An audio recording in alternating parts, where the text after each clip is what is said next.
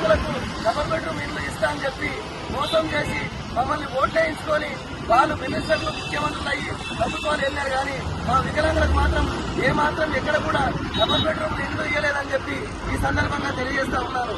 అదేవిధంగా కాంగ్రెస్ ప్రభుత్వం గెలిచిన తర్వాత కూడా మేనిఫెస్టోలో వికలాంగులకు 6,000 పెన్షన్ ఇస్తా అని చెప్పి మేనిఫెస్టోలో పెట్టి వికలాంగులకు ఇలా 6,000 పెన్షన్ ఇవ్వకుండా మరి మోసం చేసిన ప్రభుత్వం ఏదైనా ఉందా అంటే అది కాంగ్రెస్ ప్రభుత్వం అని ఈ సందర్భంగా తెలియజేస్తా ఉన్నారు.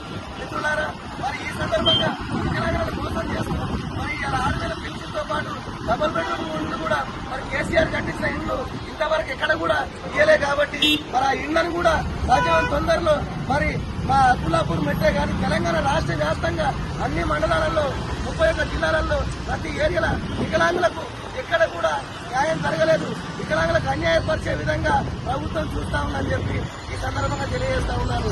మరి అదేవిధంగా బ్యాక్లాగ్ కోర్సులు ఇస్తామని చెప్పి గత 4 సంవత్సరాల సంది ఇంతవరకు ఒక్క వికలాంగులు కూడా బ్యాక్లాగ్ కోర్సులు చెప్పిన ఇవాళ ఉద్యోగాలు లేని పరిస్థితులు వికలాంగులు రెక్కాడతగా దొక్కడం కష్టజీవులు ఇవాళ పెన్షన్లతోటి బతికే రోజులు ఏర్పడతా ఉన్నాయి.